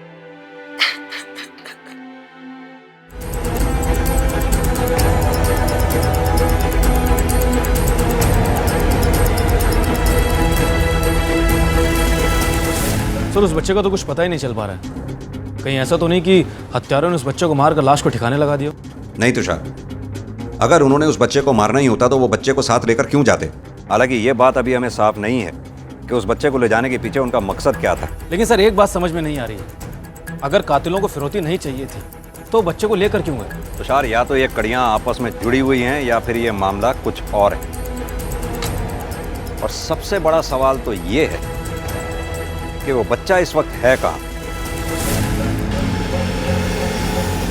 सर मैंने डॉक्टर आनंद से पूछताछ की थी, वो रात को 9 बजे राम सिंह के घर गया था। आप हमारे डॉक्टर साहब से पूछ लीजिए।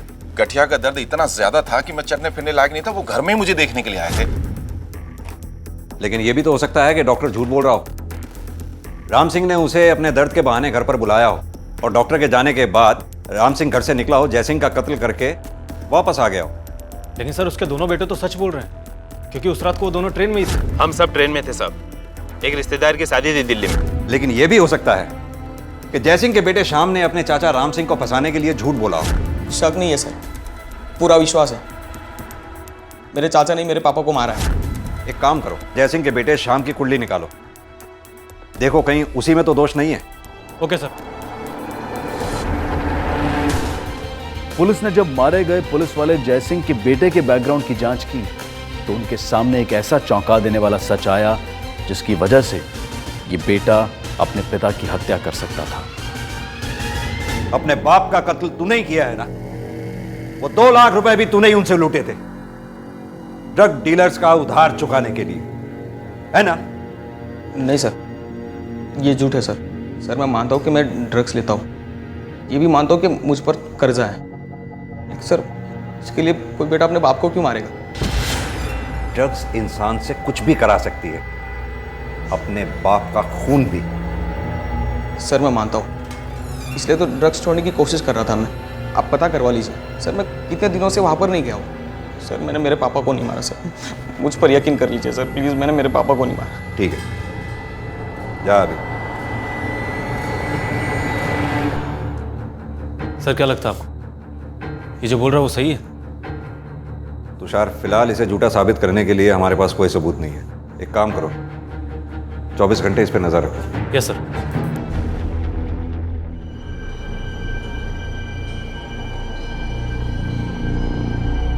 मैडम जी, हम अल्लाह से दुआ करेंगे कि आपका बेटा आपको जल्दी मिल जाए। खुदा हाफिज।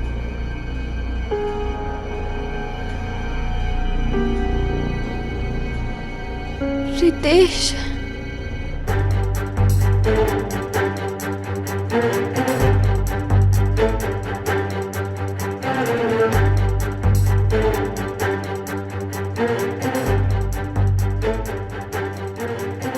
आप इसको जानते हो?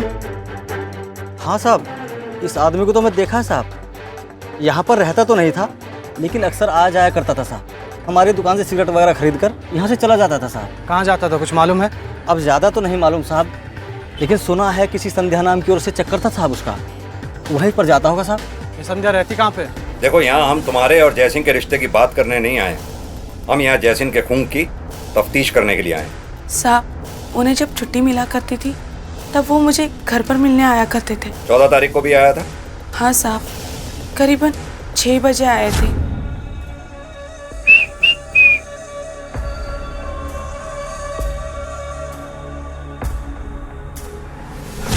और 2 घंटे के बाद चले गए। और यहाँ से जाने के थोड़ी देर बाद उसका खून हो गया हाईवे पर। यहाँ आने से पहले जयसिंह ने गांव में अपनी जमीन का सौदा किया था, जिसके एवज में उसे 2 लाख रुपए मिले थे। उसने तुम्हें बताया था? नहीं साहब, मैं इस बारे में कुछ भी नहीं जानती हूँ। लेकिन अगर हमें पता लगा कि तुमने हमसे कुछ छुपाया है या झूठ बोला है तो अच्छा नहीं होगा। चलो तुषार।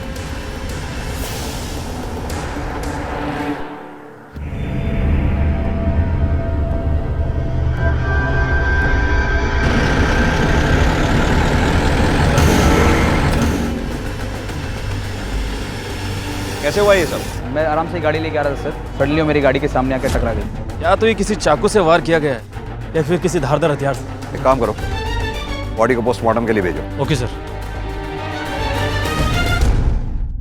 सर हमने डॉग स्क्वाड के साथ मिलकर उस एरिया को अच्छे से छान मारा, लेकिन कुछ भी नहीं मिला। ना तो उस औरत का कोई सामान मिला है और ना ही उसका मोबाइल। जो गाड़ियां रोज वहां से गुजरती थी, जो लोग वहां से गुजरते थे, हमने उनसे भी बातचीत की, लेकिन किसी ने कुछ भी नहीं देखा सर। तुषार, इस हफ्ते में ये 3री वारदात हुई है। मुझे लगता है ये मामला शायद किसी गैंग का है। मुझे भी ऐसा ही लगता है सर। एक काम करो, अपने खबरियों को एक्टिव करो। इन तीनों मामलों से जुड़े हर शख्स को दोबारा से इंटेरोगेशन के लिए बुलाओ। सभी के कॉल रिकॉर्ड चेक करो। Yes sir.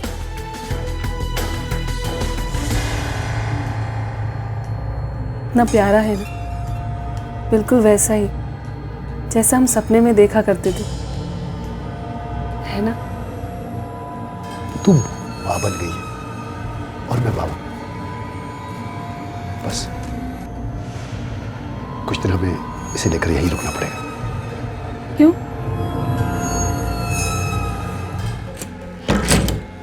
सुन, थोड़ा वक्त तो लगेगा ना। अभी इसके मन में अपने मम्मी पापा की याद ताज़ा है, इसलिए बार बार मामा के पास जाना है, मामा के पास जाना कहता रहता है। अब अगर हम इसे अपने घर लेके गए और आस पड़ोस को पता चल गया तो मुश्किल हो जाएगी, इसलिए कुछ दिन हमें यहीं रुकना पड़ेगा।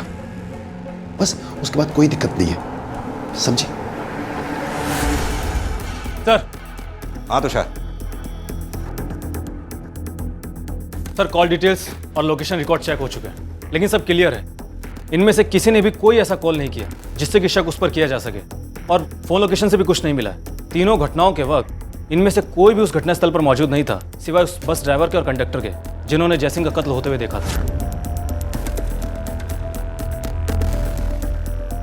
यानी कि ये सब सच बोल रहे हैं? लगता तो ऐसे ही है सर, क्योंकि शीतल के बेटे रितेश का अब तक कुछ पता नहीं चला, और जयसिंह पर जिन हत्यारों ने हमला किया था उनका भी कोई सुराग नहीं मिला। हम अभी जयसिंह के बेटे श्याम और उसके भाई राम सिंह पर नजर रखे हुए हैं, और साथ ही साथ संध्या पर भी नजर रखी है, और उन्होंने भी ऐसी कोई हरकत नहीं की है जिससे कि कोई लीड मिले। यानी कि अब हमारे पास इन मामलों में आगे बढ़ने के लिए कोई रास्ता नहीं बचा सिवाय एक के। ये श्रीधर से कहो जरा रिपोर्ट करे। Okay sir.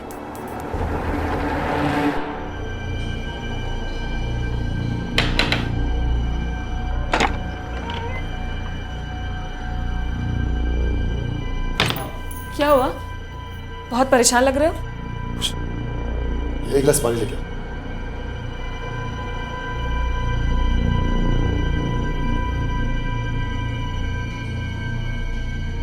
जाओ पिला दो उसे। पिला दो? हाँ हाँ पिला दो उसे।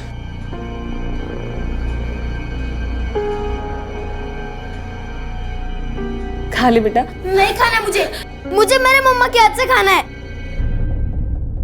अब तक की जांच से पुलिस को लगने लगा था कि हाईवे पर हुई इन सारी वारदातों का जिम्मेदार कोई एक ही गिरोह है, जिसके मन में कानून को लेकर ना तो कोई डर है और ना ही पुलिस को लेकर कोई खौफ। इस हाईवे पर एक हफ्ते में 3 वारदातें हो चुकी थी, जिनमें 3 लोग अपनी जानें गंवा चुके थे, और पुलिस की हर संभव कोशिश के बाद भी उनके हाथ कोई सफलता नहीं लगी थी।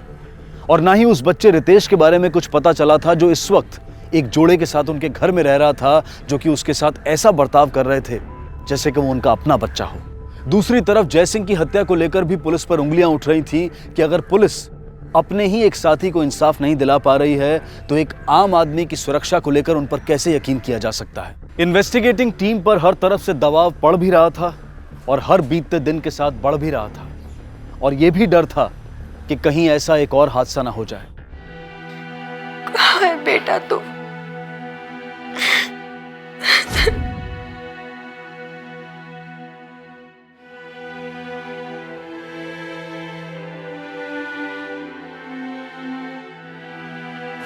वापस आ जा रितेश।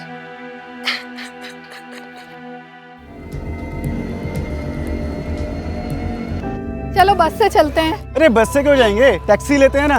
वो देखो सामने टैक्सी स्टैंड है, चलो। ए भैया। हाँ साहब, एटा चलोगे क्या? चलेंगे साहब। कितने लोगे?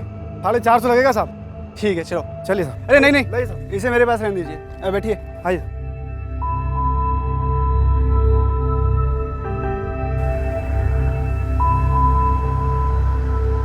साहब थोड़ा आगे साइड में रोक लूं क्या? किस लिए भाई? थोड़ा बाथरूम जाना था सर। बिल्कुल रोको भाई, ये भी कोई पूछने की बात है? जी साहब। लगा लो साइड में गाड़ी।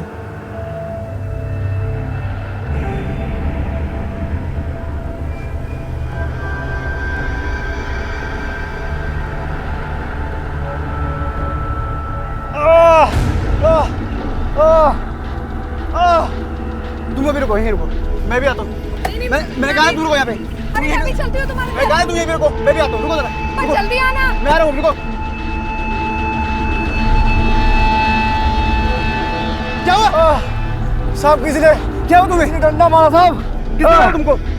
छोड़ो मुझे, बचाओ, बचाओ मुझे। उषा!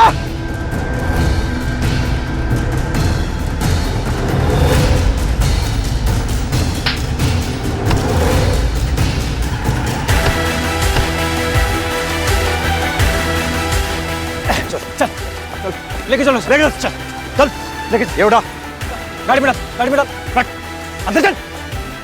तुम्हें कुछ लगी तो नहीं? नहीं सर, मैं बिल्कुल ठीक हूँ। लता तुम ठीक हो? जी सर। उठ जाओ, उठ जाओ, बैठो।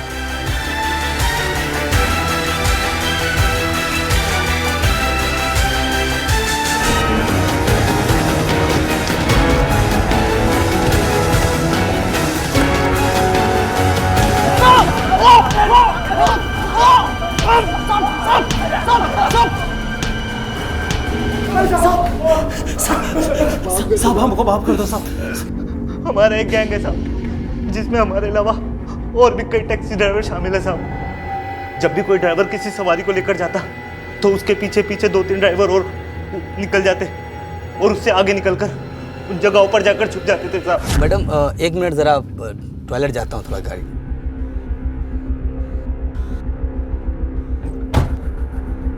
हेलो, अरे भाई शिकार रेडी है, फटाफट निकल वहाँ से। जयसिंह को तू ही लेकर गया था ना? जी साहब, उस दिन जब मैं जयसिंह को लेकर जा रहा था तो क्या हुआ भाई, गाड़ी क्यों रुक गई? पता नहीं साहब, मुझे लगता है कि कुछ खराबी आ गई है। मैं इधर ही उतर जाता हूँ, पास में ही जाना है। अरे साहब मैं छोड़ता हूँ। कोई बात नहीं।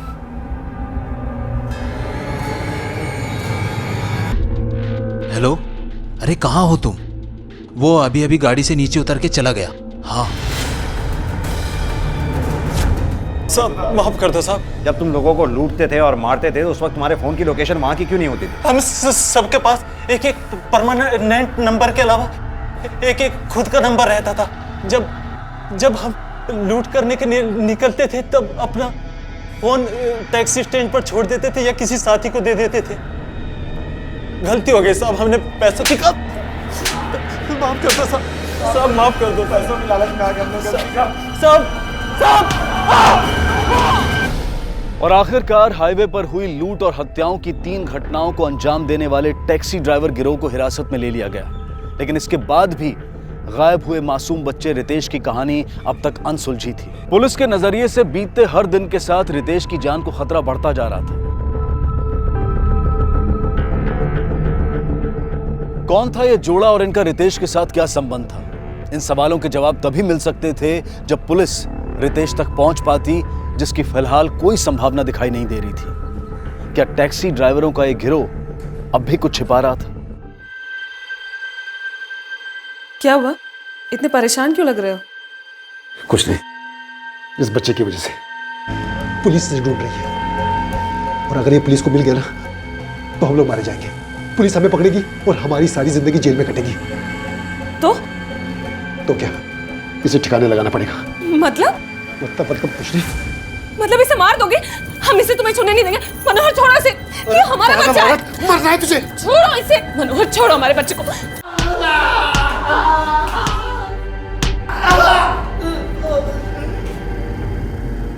उनके साथ एक बच्चा भी था, क्या किया तूने उसके साथ? बस माधवन साहब, बताता हूँ। उस दिन अरे भैया जी, भौती चलेंगे क्या? भौतिक? बैठिए।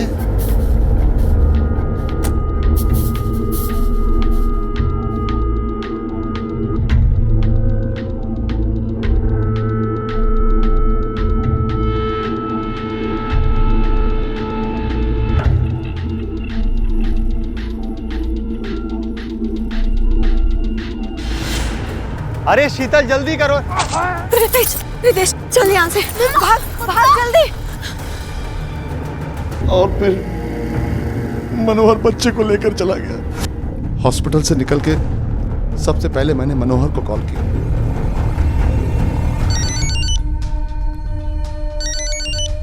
हाँ बोल, अस्पताल से आ गया तू? हाँ, और तुम्हारी बेवकूफी के चलते हम सबको जेल जाना पड़ेगा।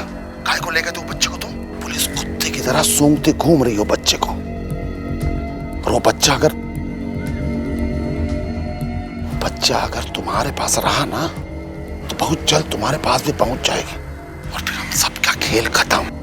कहाँ मिलेगा ये मनोहर? नहीं पता था, आज सुबह से उसका नंबर भी बंद आ रहा है और हमें नहीं पता कि वो बच्चे को क्यों लेके गए और उसके साथ क्या करने वाला है। हेलो सर, जिस लड़के को आप ढूंढ रहे हो रितेश को, उसको मैंने भगरमंडी इलाके में देखा है।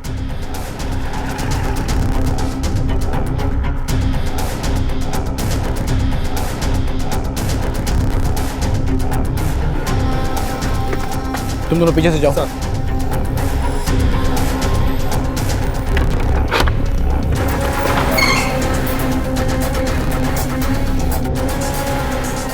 पूरे घर की तलाशी लो ठीक से। तिवारी चेक करो। Okay sir.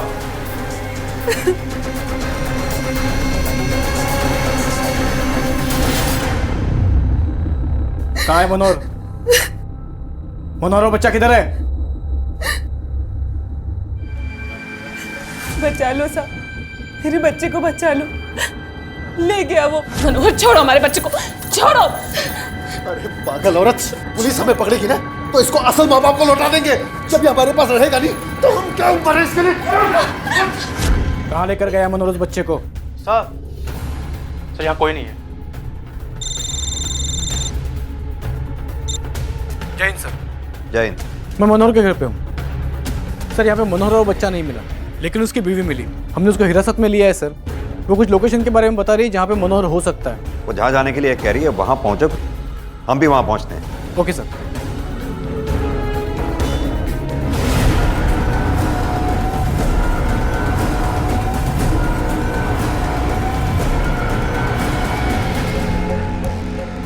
तुझे माँ बाबा के पास ले चलता हूँ। छोड़ दे, छोड़ दे। अगर आप लोग आगे बढ़े ना, इस बच्चे को मार दूंगा। देख मनोहर, मान जा, बच्चे को छोड़ दे। मैं अभी भी कह रहा हूँ। मनोहर छोड़ दो उसे, हमारा बच्चा नहीं है। तू लेके आई ना इनको? इस पिल्ले के लिए इतना वो अपने पति को धोखा दे रही है तू? मनोहर, अभी भी कह रहा हूँ छोड़ दे इसे, वरना गोली मार दूंगा मैं। नहीं, छोड़ दे।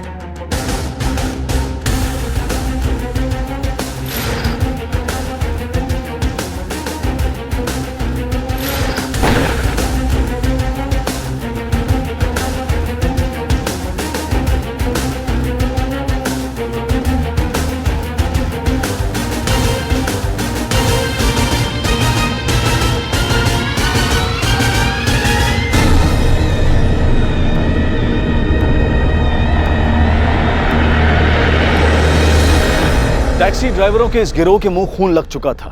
हर एक वारदात को अंजाम देने के साथ इस गिरोह के सदस्यों का लालच बढ़ता ही जाता और साथ ही ये यकीन भी मजबूत होता जाता कि वो कभी पकड़े नहीं जाएंगे। और इसी लालच और आत्मविश्वास की वजह से वो एक के बाद एक वारदातों को अंजाम देते चले गए। दूसरी तरफ इसी गैंग के एक और सदस्य मनोहर ने उस मासूम रितेश का अपहरण करके इस जुर्म के रंग को और गाढ़ा और घिनौना बना दिया।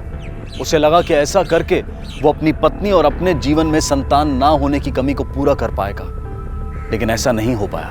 बुराई के सिक्कों को बटोर कर सुख की दौलत कभी जमा नहीं की जा सकती। बुराई का अंत और अंजाम हमेशा बुरा ही होता है। और अब मनोहर और इस टैक्सी ड्राइवर गिरोह के सभी सदस्य अपना बाकी का जीवन जेल की सलाखों के पीछे बिताएंगे। हमारा मकसद आपको डराना नहीं है, लेकिन जीवन में थोड़ी सतर्कता बेहद जरूरी है। जब भी आप किसी टैक्सी या किसी दूसरे साधन में सफर करें तो उस वाहन का नंबर अपने परिवार के किसी सदस्य या दोस्तों को जरूर भेजें। और साथ ही उस सफर के रास्ते के बारे में और लगने वाले अनुमानित समय के बारे में अपने करीबी लोगों को पहले से अवगत कराना सतर्कता का वो कदम है जो हमें हमारी यात्रा के दौरान सुरक्षित रख सकता है। इसी विचार के साथ मैं अनूप सोनी अब आपसे विदा लेता हूं। फिर मुलाकात होगी अगले एपिसोड में एक और चौंका देने वाले केस के साथ। तब तक अपना और अपने परिवार का ख्याल रखें और देखते रहें क्राइम पेट्रोल डायल 100। सबक एक को सीख हम सबको। जय। क्राइम पेट्रोल्स के और भी दिलचस्प कहानी देखने के लिए हमारे चैनल को सब्सक्राइब करें और बेल आइकॉन दबाना न भूलें।